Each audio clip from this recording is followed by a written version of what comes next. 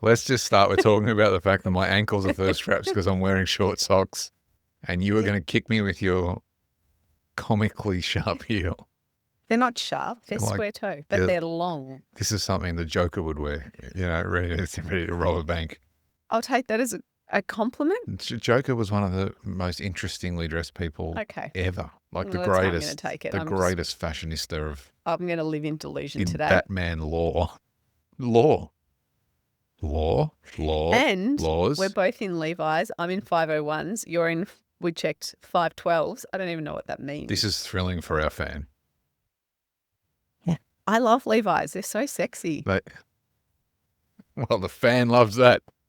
Right? No, but like the brand has stood the test of time. We should definitely start there. Let's just start with Levi's. I agree with you, except the fact that every jeans I buy has to have some elastin. But they do that for you. 1%, 2%, 3%. They created the 5012s just for you. That's just for me. 50% if it was up to me.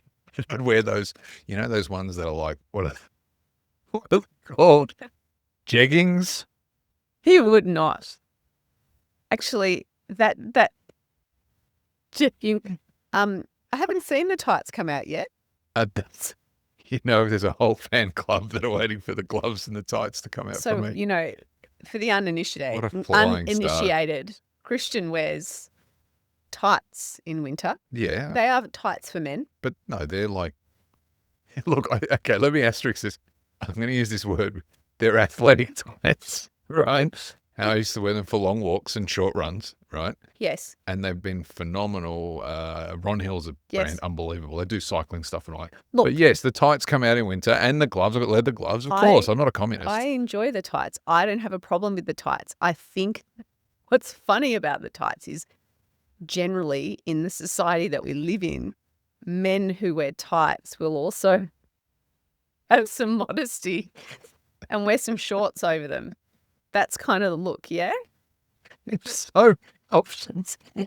As with most of the things you do, you don't subscribe to society standards. And is it a running joke? Oh, goodness. There's some prerequisites where you don't have to go for modesty.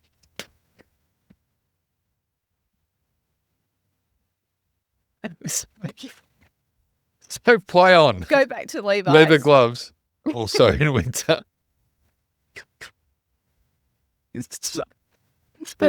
Continue. What are we doing here? We're not going to talk about your athletic tights. And for a landmark, I'm going to mention this once for a landmark. This is a day that Elon and Trump fell out of love. That's all I'm going to say. I'm not going to say any more under advice from my PR team. I'm not allowed to say any more. You're done on that. You're part of my PR team. I was just going to say about the Levi's. I know I have a problem with Levi's because I have a shelf, much like this actually, and one hutch is for Levi's. Yes. And I'm at capacity. The Levi's shelf is full. I cannot shove another pair of jeans in there. And so, yeah, we just need to get a bigger house. That's like the dream. I love the nonsense. That's like the dream when the bank calls you up and says your account's full, you need to open another account, right? That's like what you're hoping for. Yeah. We had a small list of things we're actually going to talk about today. What was the first thing?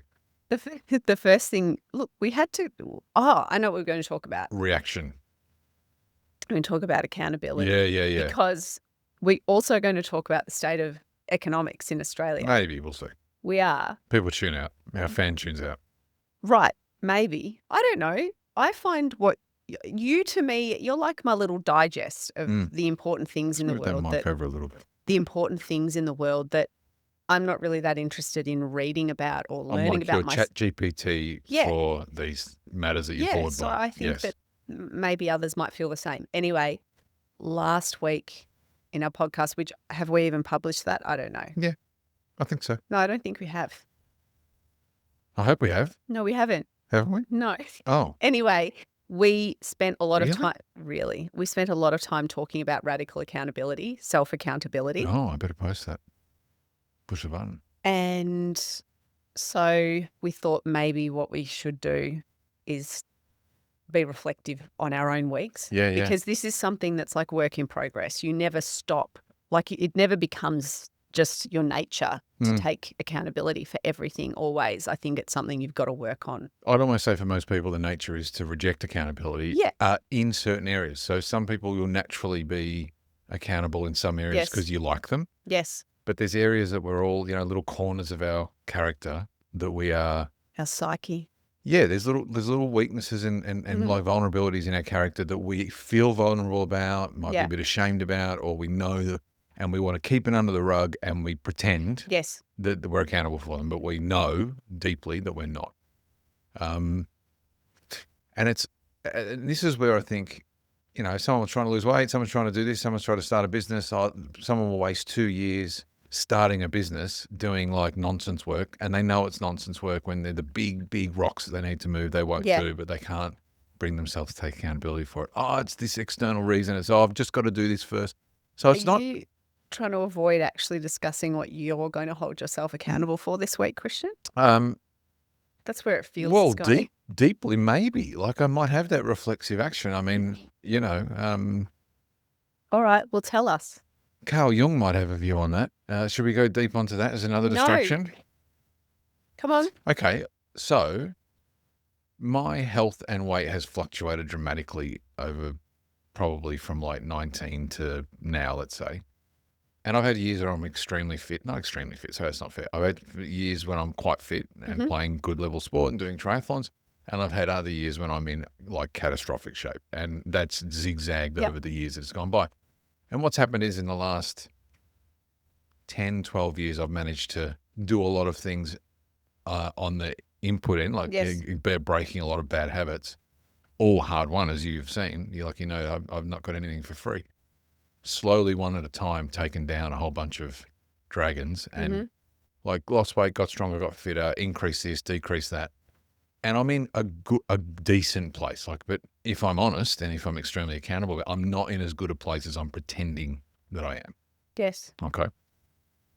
Because you can't blame your not good shape on anything. It's 100% my responsibility and caused by me, right? Yeah. Although, radical self-accountability to me has been a mantra for a long time. No, I know that. Having said that, I would be lying to say that I've achieved it. Yeah. So in some areas, I'm very accountable, but in this area, I've been fudging the being accountability. accountable doesn't mean that you're actually actioning it. It's that you stop blaming or turning the or lens lying somewhere. To yourself. Yeah. Yes. So I don't lie to myself about it, but probably I've given myself a few outs. Yeah. In the last 6 months. So let's say for the last 6 months, I've really been trying to go that next level, and that is to raise protein, which I've done. Yep.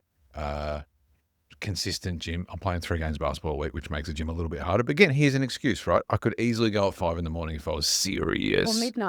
Or midnight. And so obviously I'm not serious. Like I'm a level of serious, but it's not all the way serious. Yep. And so being accountable to say, you can't not want to do something, dream of doing, not do it, and then be angry about it. It's like, no, you be accountable. Radical accountability means, okay, I'm doing this. This is the line I'm willing to trade for now. I'm not going to be hard on myself about, I'm going to be like, either go and do the thing or don't. This is the level you're willing to go to. Yes. This is the level you're willing to go to now. Do it or don't do it, but don't then put pressure on yourself about it. Don't be revisionist. So I'm now going the extra step. And the extra step is, this week I've cut carbohydrates down to under 50. I think keto's under 30, so I'm not quite getting to that level. But 50, 55 is the ceiling that I'm setting, grams of carbohydrate. Some people will be, oh my God. Calm down, everybody, right? I'm doing this for a month. I'm seeing how it works. It's like a little mini reset. It's not extreme as far as I'm concerned. Trying to keep protein over 200 grams, trying to keep carbohydrate 50 and under. Now, I've been eating pretty well, but not well enough. And I'm not going to get where I want to go doing what I was doing. So I'm being accountable this week. I'd say I've been 95% of what I'll be happy with. Yep. Yeah. What's your accountability, Laura Racky? Radical accountability czar? I reacted badly yesterday to our team, Mm. and even within the minutes following or during, I realised, but that doesn't mean that I hadn't reacted already. And I explained to him that I was annoyed at myself for how I had reacted, and that actually the situation that I was reacting about, I had some control over. And so it was easy for me to be angry at him and annoyed at him, but actually as the parent and the adult, I hadn't helped myself in that situation or helped him. Nothing serious. No, it wasn't serious at all. Like, Totally in fact, mundane life stuff. benign, yeah. But your reaction was disproportionate to this situation. And so, like, of course, you react, and then your brain is like, yeah, because they did this, because they should have done this, and and it's like, well, hang on. They're a teenager. You're an adult, child, parent. Like, whose job is it here to have sorted this out? Yeah. In reality. Yeah. Teen doing teen stuff, basically.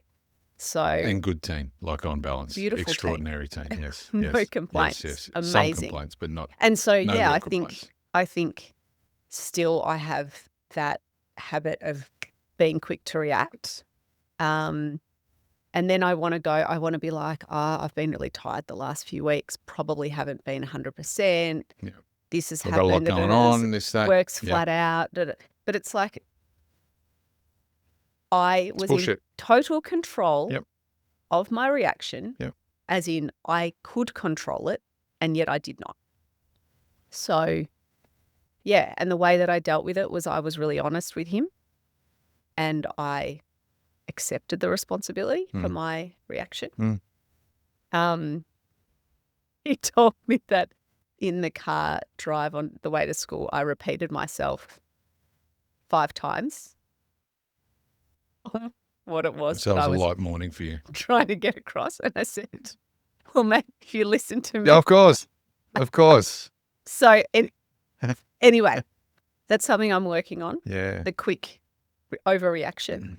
You are, you're better at it. It's still there. Yeah, it is. But see, here's the thing, Laura. It only matters. Maybe it's just my Armenian blood. Okay, do you mind? I'm just gonna like freestyle a little bit here. This is important. Would you like me to lie down on the psychologist's couch? No. Let's take it out of you and put it on the table as an issue for people who have a quick reaction. Yes. Reflexive reaction to situations, right? It only matters in a few cases. It matters the effect it has on your family, the people you care about. So if you're reacting disproportionately or in a way that you're later not happy with, let's say, if you watch it on tape, you'd cringe, then it matters with your family. Of course it does, right? You don't want that to be the legacy with your family, that it matters to you, like as in you can't be having these cortisol spikes every 5 seconds in the car, every time you open social media. Yes. Like if you're overreacting or reacting poorly constantly, you got a problem. Like you're going to end up with internal, long-term chronic issues, right? Yeah. So but other than that, it doesn't matter, right? You don't care what anyone else thinks. Like you don't care so it actually only matters to what matters to the people it matters to and to your own physical response. So it's like, what's a good reason for trying to work on it? A good reason for trying to work on it is you don't want to be yelling at people you care about, right? Another good reason is you don't want to be stressing yourself into an early grave, right? Yeah. They're good enough reasons. There's no other reason. You don't want to lose your edge. Like part of your edge is that you have, you're passionate and you're driven and and that gets you into trouble sometimes, right? It does. You skirt the edge of trouble from time to time. I can't imagine any examples of that. But God, can you imagine if you were some boring Yeah, vanilla rock? Like, that'd be so boring. We don't want a boring rock. We want an exciting rack. Yeah,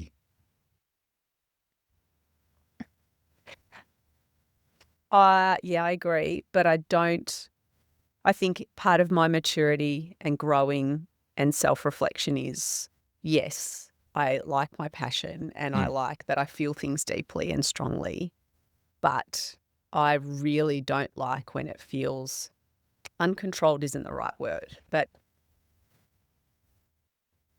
when it's not measured, when it's not balanced. So I'm working on it for lots of reasons. But anyway. You understand the history of Armenia a little bit, right? Like, Armenia was in the center of all the action for centuries. Like, they'd be one of the longest standing countries or states in history. I'm going to be very short. Yes.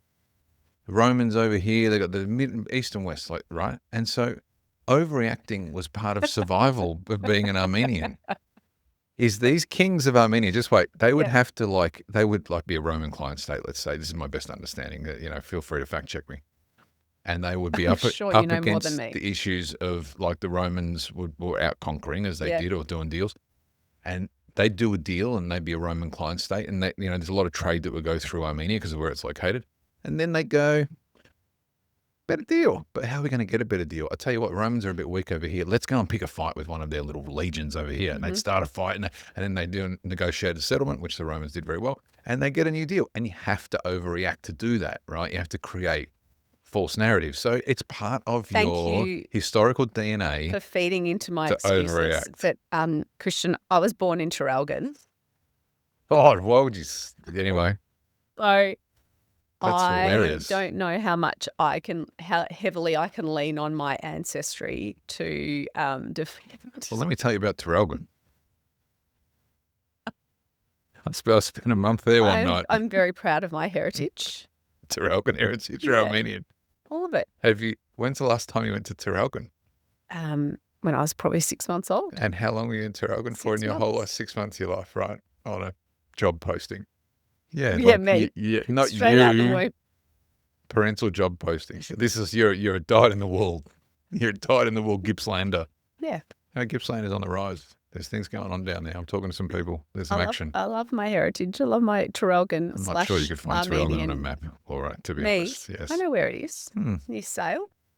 Near. Do you have any idea how big Gippsland is? Anyway. So, like, radical accountability is unpleasant. And I think trying to do it across the board is hard. I think there's parts of you that you're going to want to, it's going to take longer than others. If that makes sense. So unpleasant. I will say that if it's something, I know we talked about this a lot last week, but I haven't seen it yet, so it's fine. If it's something that you're interested in, I would highly recommend finding an accountability buddy, because talking to you about it, like even yesterday I was having a blow up internally about something, and just to come into your office and sit down and be like, this is what I'm feeling. I'm really angry at A, B, C. Is it real? But I know that I'm actually angry and scared about DEF, right? And having somebody who is understanding the journey, like there's no judgment, there's no shame, is really helpful.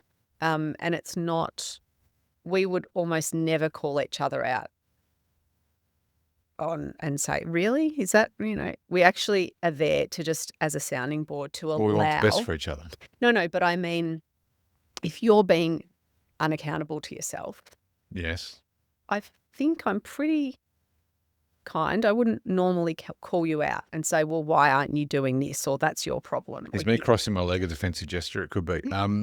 Right. No, what I'm you saying are. Is you're excellent. No, we're almost this sort of mirror where we can have that conversation and let it out and just allow it. Like sometimes you need to talk it through. You can't just work it through in your own brain. For sure. So, yeah, and particularly if it's your reaction to a third party. Yes. Right. So that can be context. You might be misunderstanding the context. Like we might I had this situation. I'm reacting like this, but I'm not sure if it's right, And then having the other person who's detached from the situation say, yeah, okay, I can see how you would get to that conclusion. Right. So a friend, someone in family, just to say, I'm about to send an email like this to my neighbour. Am I, what are those threads on Reddit? Am I the asshole? Is there a Reddit? Sorry, thread, it's like a Reddit thread like that. Or it's a concept that you use. You're like, am I the asshole, right? Am I in the wrong here? And you talk through your situation, and then the whole internet, gives you their opinion. But it's kind of like that I think that it's good if you've got someone in your life that you can basically can intercept you Yeah. when you have the thoughts and the feelings Yeah. before maybe the action Yeah. and say, am I the asshole? There's a very narrow criteria for that person, though. That person has to, 1, know you intimately. 2, absolutely want the best for you no matter what. Yeah. 3, want to come along on the accountability journey with you. Because if you are if you are not aligned with wanting to go in the same direction as that person, you start moving, they're going to get resentful. Yep. That can happen. But I think, you know, the two, like, you can have for example, I know, like, with friendships between women, and especially my very close friends and sister, it's like we will ride or die. You're enablers. You guys are absolute enablers. You went through the wall with a machete out of rage. Good for you, right? Whatever. That wall needed to go. But you kind of, it's when you hear that, then it actually gives you the space to go, okay, there's no judgment here. And then you can have these but that's conversations. the criteria. It's like they know you intimately. They want the best for you. And they are at least in part, if you want someone to go the distance with you, they at least in part are positive toward taking accountability. Yes. Because, you know, a lot of friendships will be at risk if one person starts to move forward and the other one is not interested. Yeah. They start to grab on because they get insecure about it. And if you start to make progress, people's insecurities, their things that they're not being accountable start to bubble to the surface. So that's a little bit of a risk with it. So True. you have to be careful as to who you use as an accountability buddy. Yeah, I think you'll know. Well, you'll find out. You could use ChatGPT, although I hear that people are saying that ChatGPT will just agree with you and tell you you're right. Sounds excellent. But, you know, yeah, maybe use AI. Is there another way that I could be perceiving this situation? Or I'm blaming my routine or my work issues on why I can't get fit. Help me see it from another perspective. I'm sure it would help. Let's say you did that. Let's say you were trying to go to the gym 4 times a week and you say, I work too, it's too cold, it's winter, all these reasons. I mean, what's the AI going to tell you that you don't already know? Well, no, you would plug in your goals, your life, how far away the gym is, what time you go to bed, and say, work out a way for me to get to the gym. I bet it will. It will. But and then you go, this thing's crap. To be honest, I think you already know how to get to the gym. The reality is that you need, when it comes to taking accountability, I don't think that AI might help you map to getting there, but the actual doing, the AI is not a human. It doesn't understand. I think the gym example is not the right one. I was just saying, if you don't have someone that you feel safe to ask, am I being the asshole, that you could say to ChatGPT, is this on me? Have I played some part in this? Am I perceiving this in a way where I'm blaming externally? I don't know. Yeah, you should try. Let's do a little test on that later. Okay. Let's do a little test on that. Well, my son said he would hate to be my ChatGPT. Yeah, it's been through it. Your AI goes through it. I mean, if there was like a last 6 months vision of you, it's you walking around with the phone. Hello, I'm not going to do this. What if we do this and we do this and will that be? And I'm like, well, this is what I think the future looks like. Yeah. I mean, to be honest, it's the now, but you don't see people walking around in the street with their phone doing AI conversations, right?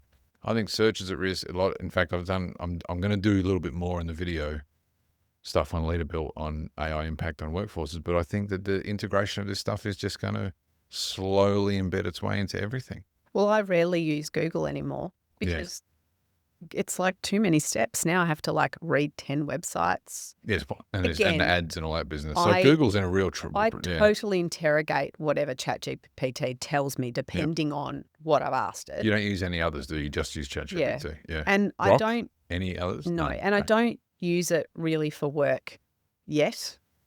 No, I wouldn't trust it for work product. I just, it's unhelpful. There's been times where I might have to draft something curly and I'll de-anonymize it all and, not anonymize it all and just say, give me some framework, because sometimes for me, I have trouble working on something if I haven't made a start. Yeah. But I once, maybe a couple of years ago, when it was pretty new, I was searching and searching for a case on a particular set of circumstances.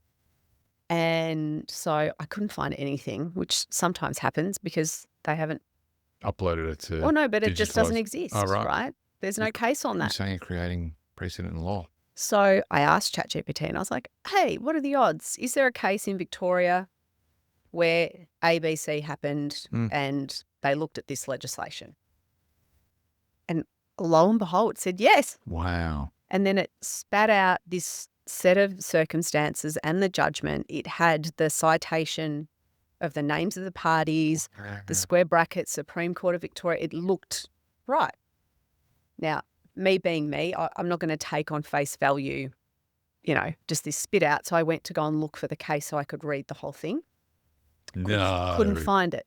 So I went back to my mate and I said, hey, can you send me the link to wherever you got this from?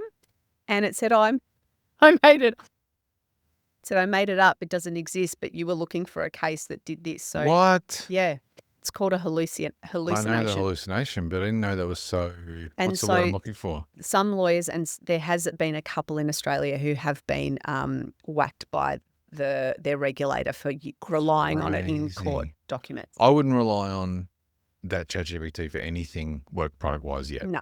It's amazing technology, but I wouldn't rely. Sure you can't rely on anything. There are some things where it's helpful. I'm sure there's AI tools, in particular software programs that are coding. really, really useful. But yeah, just the sort of straight off the bat ChatGPT, no. Yeah, for that. So for coding, if you're writing code and you can test it, then that's obviously useful. But there are anything related to the humanities or anything related to contracts or anything related to anything of value, I wouldn't be relying on it for anything. I know you aren't. I think we should wind up the AI chat and talk about economics. Okay, let's take a short break. This is obvious to anyone who can see. Okay. Continue. I'm enjoying. So we had an election, as you know, 94 seats. Like that is, if not the highest ever, right up there with the biggest, most thumping majority in the history of Australian politics. Like it's off the scale stuff. It might not be the highest, but it's right up there. Like So it's basically like saying, we agree with everything you said, but the other team can go and jump in the lake. And the other team pretty much decided to go and jump in the lake. They ran the worst campaign I've ever seen. So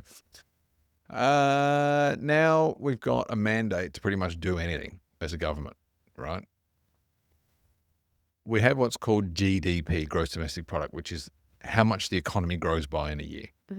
Now, in a Western economy like Australia, 3.5% growth would be historically a very good year. Okay. 3.5% growth. We wouldn't ordinarily do much more than that outside of war times and boom.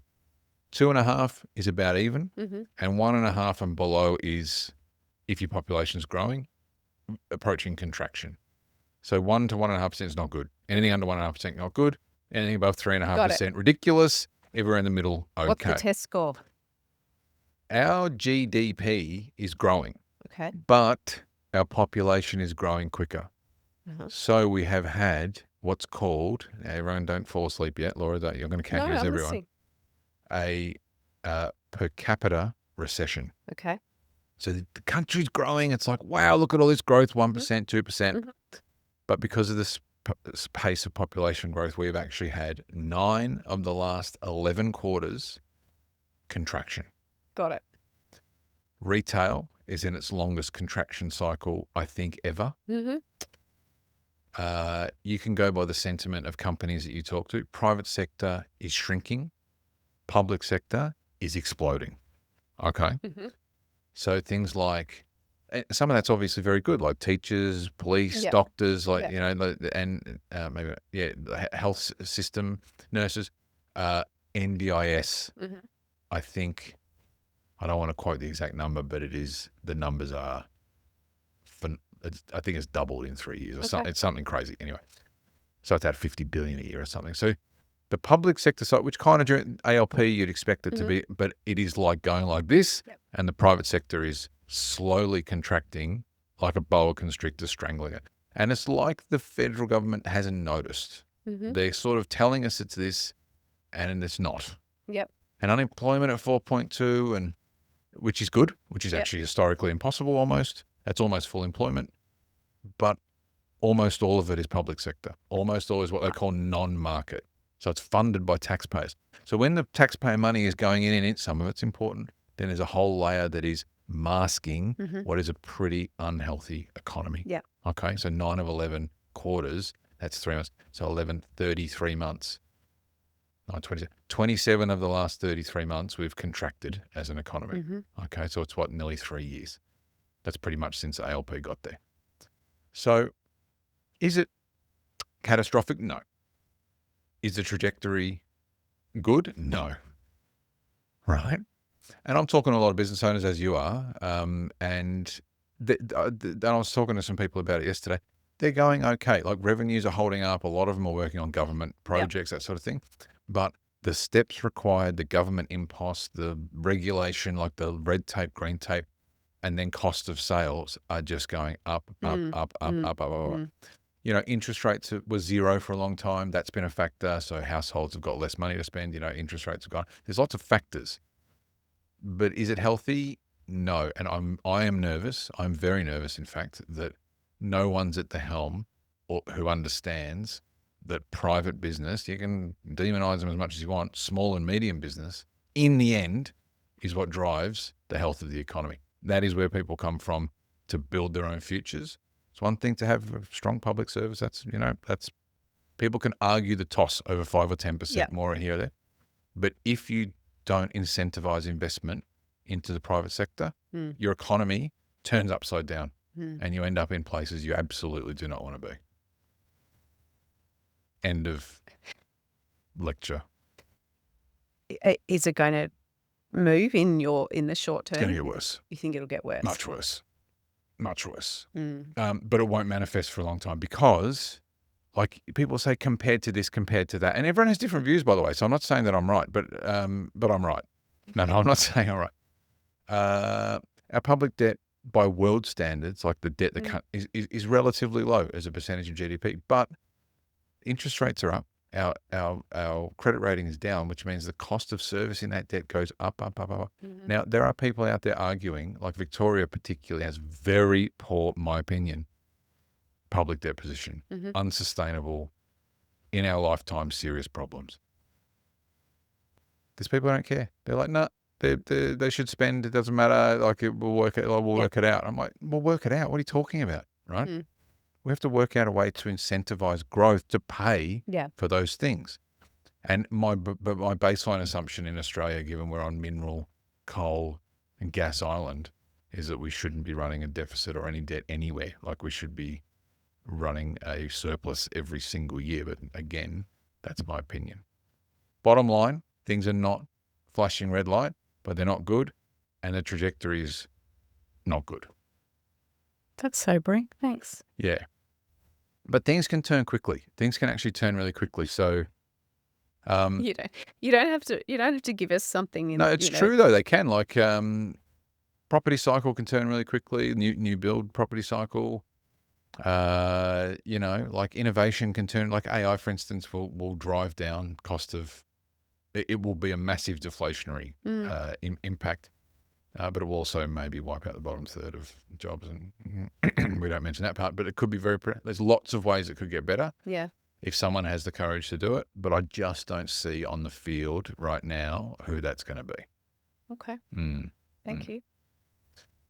Now, speaking of reactions, I can't believe we hadn't posted the last. We've got to rectify that. What have you been doing all week? I'll speak to our team of producers. Reactions on social media. This is something that, we've debated. We're kind of in agreement for the most part, but we've sort of like been working on lately.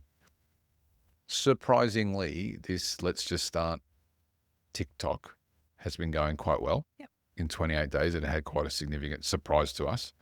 And you have recently started up in the ante with your own social media stuff. How many followers have you built in the last month? 10,000? 6 weeks. In 6 weeks, like nearly, so over 8 on Instagram. Yeah. And over 4 on TikTok. So 12,000 pretty much in the last 6 weeks. Yeah. I mean, that's a serious clip at Laura Racky. And what that means is, of course, is the discourse on your social media has changed significantly. And that when you get more followers and you're commenting, you're posting quite a few videos, you're getting a lot more reaction. Yeah. And you're getting like I think I mean, you can say, but I reckon vast majority is extremely positive, Amazingly. like painfully positive at times. Instagram is beautiful, actually. Instagram is amazing. TikTok is probably where it gets a little bit Less beautiful. less beautiful, yeah. So, because you haven't really ever forayed heavily into social media, like you've dabbled, but you've never actually tried to build it, and you just decided one day to do it and put 12,000 on in 6 weeks. It's pretty funny. But so, what have you noticed, and what have you changed? I think that what have I noticed? Like I said, TikTok people are far more quick to be negative, critical, argumentative for the sake of it, and personal, very personal, if they want to be. Again, this is still a very small Yes, what, minority. 5% you reckon less? And I think I made the call pretty early on my account at least, that any comment that is personal, that's negative, is just an immediate block. Because what happens with these algorithms, someone comments and then my Negative content comment. will just keep being served to them. And so I just think, well, this person doesn't have goodwill. They don't wish me well. Yeah. Like, why would I want my face to keep popping up in their feed? And just to be clear, this is not about stifling discussion and debate, but, I had a post very early on. It was controversial, I get it, but I talked about my rule. Maybe this is something we can talk about another time with my kids, which is no marriage, no children, and no jointly owned property with someone else until they're 30. Yeah. And, the comments were all varied. There was lots of discussion. Lots of people didn't agree with me and gave me good Which is fine. reasons. And Yeah. I joined in the discourse. But some people were just horrible. Yeah. Like, well, you sound like an awful mother. Your children are going to go no contact. Good luck to you when they're 18 and they leave and they never speak Just to you all these again. people are just projecting their own experience. But anyway, yep. Yeah, I think it was sort of that just, I was like, you know what, these people don't know me, and I'm just not going to accept being spoken about that from a personal perspective. So anything like that, I'll now block. But it's very minimal, and actually there's not much now. So what, 10 people you blocked them the whole time? Probably 20. 20 people out of 12,000. Or like men who put little flower emoji, like rose emojis on my comments, they go pretty quick. Yeah, if you try to marry it, it's been quite funny. No, there's all the sugar daddy DMs that are just scams. But how many sugar daddy DMs have you had, do you think? I don't know. I never get sugar daddy DMs. I'm sorry about I've that. like 40,000 followers, Anyway, not one sugar daddy. So, and then I think like with Let's Just Start, again, you and I, we are forthright. We are strong in our opinions. Yep. And so it does elicit strong opinions back. And I think we've leaned into really debating with people and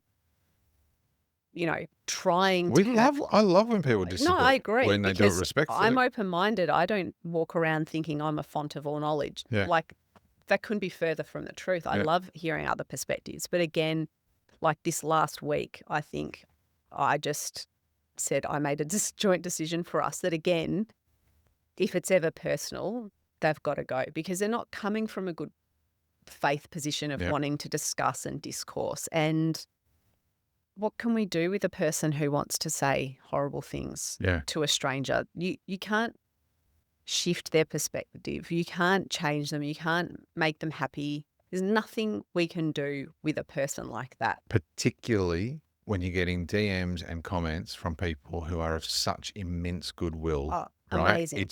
It's staggering. Why would you waste your time on these reptiles? Yeah. When you've got these people who are like, I don't agree with you, but here's what I think, and this is my experience. And amazing. Like, you love to hear that. And that's real diversity. That's like people's experience. Yes. Actually, I've been through this. Actually, I've seen this. Actually, that happened. Well, right? people will say, you know what? My manager is amazing. That's never happened to me. Like, Great, right? But not, you're wrong, you're a horrible person. But like, I'm glad I don't work with her. We've seen that 3 or 4 times this week from people saying, I'm glad I don't work with her. If anybody actually saw what it is to work with you, they'd be like, this is amazing. Like, of course they want to. But I don't need to convince that person. No, I And know, but like, nor do I care to, right? Like Mm. I am confident and comfortable in myself, who I am, what my values are, yeah, and you're the same. Yeah. But like, yeah, I have discomfort of it being like online where someone is commenting something like that. And as much as it doesn't affect me or shake my perception of myself, yeah. I don't like it out there for everyone to see. No, the negative And I energy. just think that why should I allow that person to just Put it this way: if you were out in the street and some person came up in your face, you're this, you're that, you're blah blah blah blah blah, you wouldn't just stand there. no. You either knock them out or you'd walk away, right? As in, like, or both. Yeah. As in, you wouldn't just be like, yeah, I'm just going to stand next to this person for the next 30 minutes and let them yell expletives Yeah. at me. No, of course Yeah. not. And so this, these people who think that you should be leaving disgraceful comments up there because, you know, you're blocking it. No, get away from me, idiot. Like, Yeah. I don't want your energy. Yeah. Like, you're free to go and talk wherever you like, just not here in our little space that we're, Agree. you know, like if we get to I will say, like with the leader built thing, earlier on in the first sort of 6 months, I was getting a lot more of those sort of DMs. Like, I love your stuff. Can you do a video on this? Can you, or I've got this situation. Can you help me with this? And I'm like, and I would go into great detail, like Yep. trying to help people. And hopefully it was a help to some people. And if people were DMing me nonsense, why would you bother? No. Like, go somewhere else, buddy. Yeah. Hit the bricks, as they say. Ship off, as I Ship like off. to say. That's right. Ship off. That's right. Make like a tree and leave.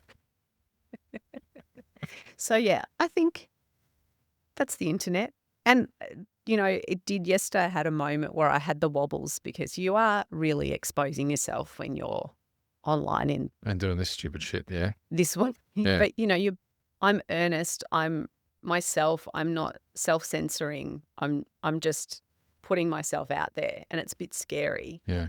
And then you have this sort of panic. It's like, I'm trying to think of another word because the word that I was using was not very nice. But a lot of people who are very successful online don't say much of substance. Yeah. And so, For good reason. right, that's fine. But it's this panic of, you know, I'm risking it all by putting things out there. And by putting things out there, is that then going to mean that I'm not going to grow and I'm not going to build it to what I want it to be? Because I'm stating opinions because I'm divisive sometimes. So you think that being divisive might be a limiting function That's what I was panicking about. And then, where the masses just want to be sedated? right, or just, you know, Generic, and then I just thought, controversial. you know what, it doesn't matter because I'm never going to be that person. That's not who I am. I will not be conservative and inauthentic to feed into the safe. Look, one day we'll just go dark on all this stuff and we'll just turn it all off. But and it'll all Throw just our disappear. phones in the ocean. Right. No, I think that'll actually happen. But until then, we're going to be ourselves. And in the hope that some other people will go, like, you know what, you can actually do that. You can be yourself. You can just do things. Yeah. You can just decide, why are you doing this? Why would you say that? Why would you? Because you can just do things and no one's getting hurt. And some people it's reacting positively and getting benefit out of it. You keep going. Yeah. If we didn't think anyone's getting any benefit out of it, we'd stop. Right? Like, Oh, I love getting those messages. They make me, some of them have made me cry. I know. They're unbelievable. I wouldn't even say I've, as you like to say, unfurled the spinnaker yet. No, you haven't really even. Well, you have in one way and you have it in another. Like, as in, you've done quite a lot of content and you've been. Yes. You could have started with generic stuff, but you actually tried tackling some issues. Like I'm really proud and impressed with what you've done in the first sort of 6 weeks. 6 weeks. Done like 150,000 videos. Like, it's like dog years. Dog. And it's funny, a little segue. If and when if ever a controversy, right? You just do what we love doing, and that is called getting small. Yeah, we're going to talk about that, won't we? Yes. Now, you are much better at defining getting small than I am. Is that because I'm smaller than you? Maybe, but no, I think it's because I just can't think of the best definition today, So but I know. I don't know how we sort of came up with this, but it's become a really staple Yeah. concept Yeah. that we lean on a lot. And we obviously both have periods of anxiety and overwhelm, like most people in the modern world, I run at a high level of base anxiety. right? Yep. Higher than you even. And there can be sometimes your life just feels like it's not in your control. You're just being booked for things and you're just rolling from one thing to another and another. And the level of overwhelm just builds and Yep. builds and builds. Yep. And then you get to a point where almost everything becomes intolerable. Yes, You and know? you're so high at the baseline that, like, even if someone asks you for the simplest thing, you just shut down. Yes, Right. yes. And it'd be good if you could see it earlier. Yeah. Often you can't. And so when I hit that point and you hit that point, we just stop and say, okay, we're going to get small. And that just means limiting social, which we're already pretty good at anyway, but limiting social events, Yep. cancelling as many commitments over a few days Yep. as we can. So that would be, if there was a catch up or something like that, or a non-urgent Yep. coffee or whatever, getting rid of all of those things. Not being as responsive to texts and phone calls from a social family perspective. Because at the end of the day, the two things that are left that you can't get small on is your work and your kids. Me family in general, yeah. Well, I think like my broader family, they're all adults. I love them so much, but But then they get it. But I'm saying, so like, sorry, I just mean that you can't get small on doing less. Yeah, with you can't just say, kids. kids, I need 2 days break. So like, good get luck, small fend to for yourself. me is okay. I'm only going to focus. Necessity. Total It's necessity. like conceptually locking the front door to your little world. Yes. And locking out the outside world in a way. And you just like, I am not available to the universe except for my work and my kids. And I think even just putting that fence up, like, or drawing up the drawbridge in itself conceptually is so calming to just say, okay. And you cancel one or two things that you knew you didn't want to do anyway, right? Let's say.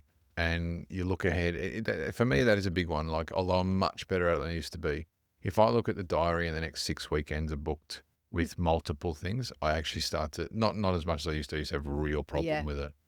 But now I just get a little bit and it's like, oh, I've got this, all these things going on and I've got these 2 deadlines and you just start, like it all just starts to. But if you can say, okay, well, we were going to do this on the Sunday. Cut that. Let's get rid of that. Yeah.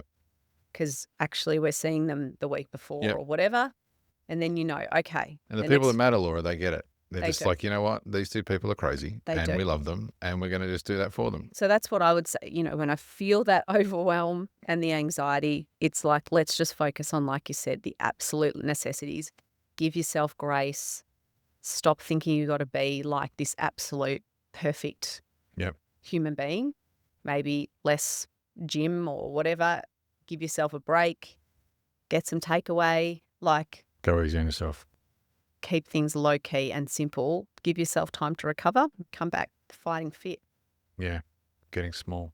It's been really useful. I mean, we haven't had to do it for a little while, but we have done it. I feel like I'm desperate We're near the edge to do again. it. We're near the edge again. But I can't see how I can. Not for a little while. But we've been like, it's bailed us out a couple of times. How are you feeling about this weekend? You've got to make a birthday cake. Well, that'll be a first. I'm thrilled. I can't wait. It's going to be great fun. We're going to decorate it together. Yeah, it's going to be great. How bad can it be? It doesn't matter. It doesn't matter. As long as it's full of sugar and colour, it looks colourful.